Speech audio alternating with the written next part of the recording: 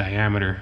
I don't know if you'll be able to see that or what, but the pin down is more traditional size. So here's a clay tire. As you can see, they're nearly the same diameter. So your tuning and your gearing, motor gearing, are going to stay the same. With the Proline prisms, the J Concepts pin downs, your rear tires usually have a smaller diameter, which can affect your final drive ratio, or not your final drive ratio, but your rollout, which is, you know, an on-road term.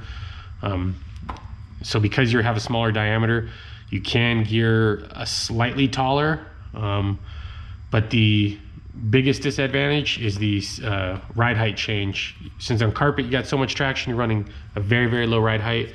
It's usually almost always more beneficial to have the smaller diameter tires. These are the twin pins. These ones are worn out, but they run, they last a long time, even though they look kind of worn out. Still have lots of life left in them. Same thing with the Proline prisms. Those are also good tires. But these are essentially standard. You're using open cell foams almost on all the carpet tires, and if you're running a mod motor, you could easily go through a set of tires, you know, in one day. The fronts, the Serpent wheels, they don't have any narrow wheels, so you're going to be running J Concepts or Proline, the thin wheels, which don't use foams in the front tires. So this is a Swagger, I believe. Yeah, it's a J Concept Swagger. It's also a smaller diameter than, say, a dirt wheel, clay wheel, if you can see that. So that also helps with a lower ride height. These are pretty consistent.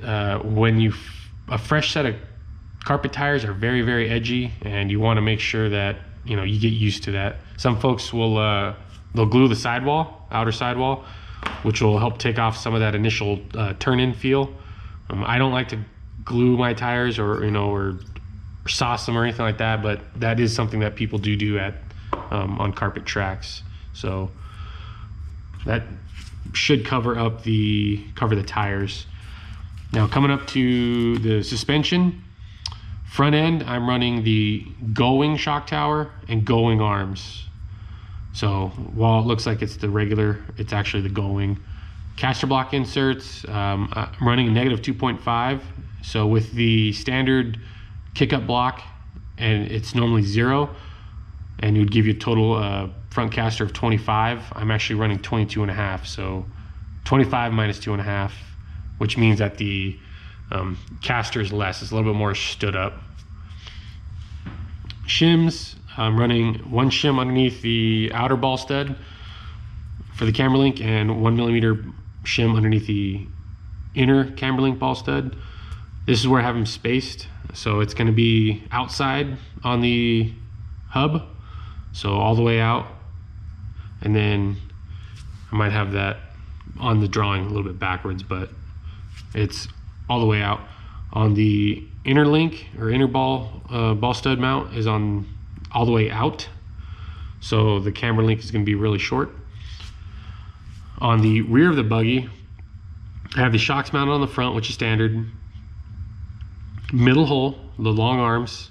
I've got 2 shims, 2mm shims, or 2 1mm shims underneath the inner ball stud, and I have the bare minimum half a millimeter shim on the hub.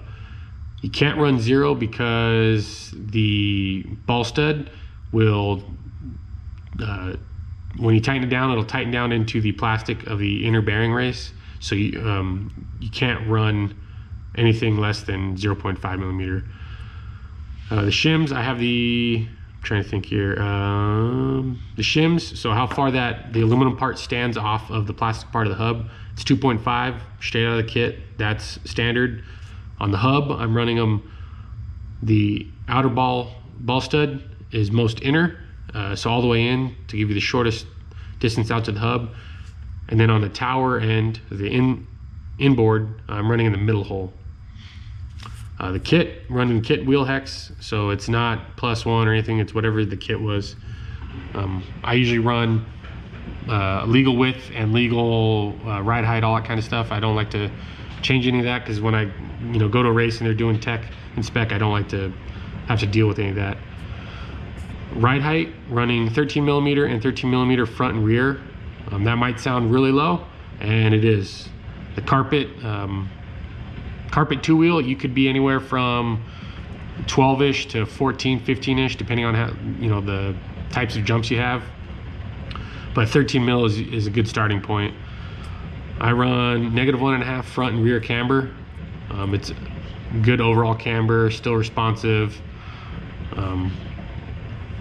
Front bulkhead, running aluminum front bulkhead. Yeah, aluminum front bulkhead, just put that on there. Keeps things a little bit tighter. The front caster block, stock plastic ones. No steering limiter, so full left and right. The wheelbase, the hub is centered, so one shim in front, one shim in back. Running the long arms that are hard. I covered the Gullwing gull arms with a 3-gear lay-down transmission. Covered that. Have a gear diff with all 4 spider gears with 7,000 oil. Some people run a little bit thicker. They'll run 10, 12, 15,000. I found 7 gives me a good combination of understeer and push, right? Keeps the back end stable, a little bit slower to rotate, but not too slow. If your back end is a little bit too responsive for you, you can thicken up the oil and slow down the rotation of the car. I'm actually might change that to a 5,000, but there's some other things I'm going to try first. So again, 3-gear laydown, full width gears, because I'm running 13.5. I don't think the low friction gears can really stand up to a 13.5. Even the 17.5s are real powerful now. And on carpet, since you have so much torque, you could really destroy your transmission because you have so much grip. So for the hubs, again, stock hubs. So that means that the offset is normal. It's nothing crazy. I might try the long offset hubs, but I'm not sure yet. The buggy is really stable where it is right now, and I don't want to change it too much. Next up, axle height. This is where it helps to show you guys in the book what I'm talking about. So axle height is 1, and the insert offset is 0. That's better. I can describe that better in the book and show you on my car. Bump steer, I've taken the shim out.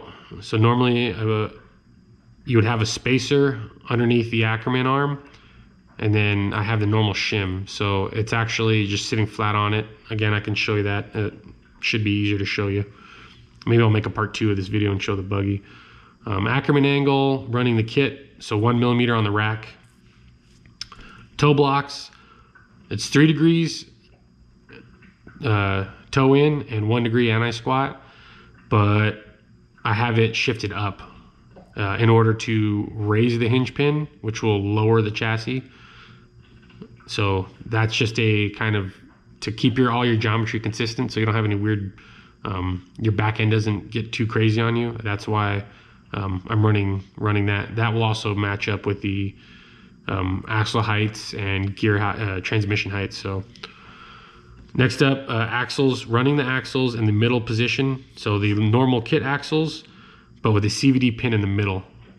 You can move the CVD pin in and out, but I'm running it in the middle. It's very stable, almost borderline too stable in the back end, because sometimes you have difficulty rotating. If you have really good tires, it doesn't want to rotate because there's so much grip. So I'm running in the middle. If you want your buggy to be even more locked in, the back end at least to feel more locked in, you can run the most outer CVD pin location. So that means the CVD pin is going to be all the way into the cup. You have 3 positions, and think of it as a traction. If you have very little traction, you're going to run that CVD pin all the way inboard. So you have essentially the shortest axle. And then if you're running on really, really high grip, you can run it all the way outboard so that axle is really buried into that hub. And that'll help with the axle bind and kind of keep that rear end more resistant to changing angles. Drive shafts, running the 66 millimeter. I've ran the 68s. I haven't run the 69s. can't really tell the difference. You can run into the problem if you're running the 68s and the drive pin is all the way on the inboard of the hub. Then you can have a problem where the drives, you know, where they go into the differential cups, they could actually bottom out, but that's kind of a minor issue. Slipper, I have a combination of vented discs. So I have the vented disc from that I had on my mid motor. And then I have the inner aluminum that's vented, the center metal aluminum plate that's vented, and the outboard or the outer is the same as the normal one from the kit.